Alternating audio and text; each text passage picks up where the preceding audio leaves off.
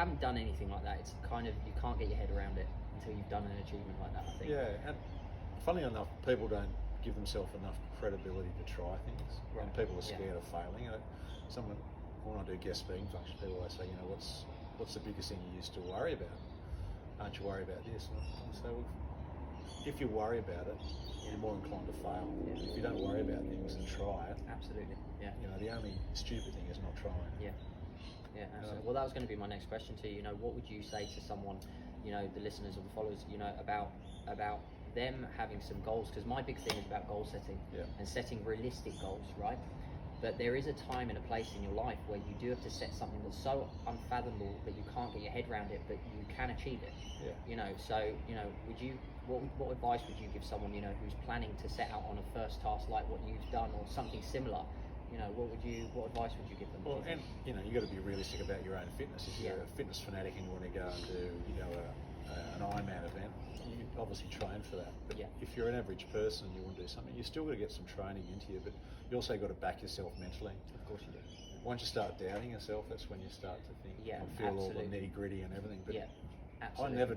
One guy said at a thing, what happens if you come off your bike and you injured yourself? I said, I don't even think about that. If it does, I'll think about it when it happens. Just cross that bridge when it happens, right? Exactly. Otherwise, because especially doing a trip like that, there could be a billion things that would go wrong, right? Oh, that you would drive yourself nuts.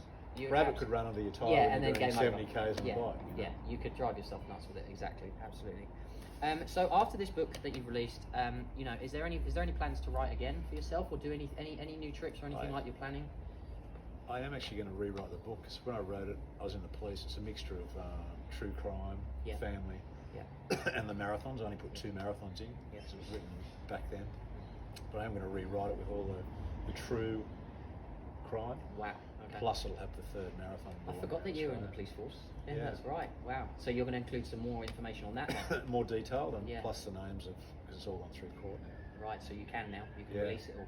Wow, that's interesting. So that'll be the next one. I just did Everest base camp about 15 months ago, which was awesome. That was my last sort of goal setting. Are you going to include that in there? Probably not. No. No. That was just a climb. That was just a climb. See, for a lot of us, Everest base camp is a lifetime achievement. Craig here, it's just a climb. Okay, right. Corona. Right. What are your, in terms of like gyms opening and things, because you're a fitness fanatic, right? Yep. You've always been involved with fitness. I see you in the gym all the time, always have done. Where do you sit with people, going back to their fitness regimes of being in a gym? What do you think about this and being in a gym again? I think you just got to go with the flow at the moment. Everyone has different opinions on what we should do, but you've got to appreciate the fact that how it is, it is.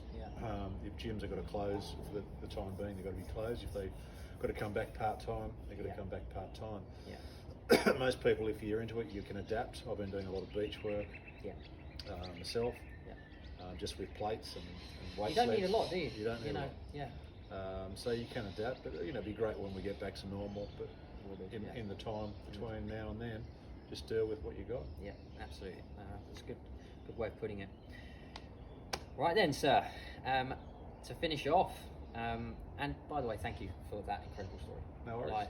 Those are some amazing experiences that you shared, and I know the viewers and listeners, they'll get a lot from that, because a lot of them struggle to set goals themselves and push themselves. But hearing someone as inspiring as you, that you're still pushing yourself and still, battling these things and getting through them is just amazing, man. It's just amazing. The book's called For One For All. There's none, you can't buy them anymore, but they are in Avalon and Mona Vale libraries for locals. They are? Yeah. Well, there you go, guys. So you can go grab them in Avalon and Mona Vale Library if you feel like reading it. If you struggle to get hold of it, I'm sure you can message me and we can sort something out, Right, the last question, which we ask everyone. I hope you've had a good think about this. What's the funniest place or situation you've been caught in naked? I think it's been skinny dipping with a girl when we're just about to do it, back in my heyday before I was married. Nice. And had to do the bolt and didn't have our clothes near us. And you had to leg it? Yeah. That is brilliant. Yeah. That's fantastic. Well, That's thank you very much. Well. Let's go back a while. Guys, I hope you've enjoyed episode 4. We're definitely going to be doing more together, Craig and I, and we'll definitely go into more detail about his story and these things he's done. If you've got any questions, please drop down or send me a message and let me know. Craig, thank you so much, mate. My pleasure. Thank you. All the best.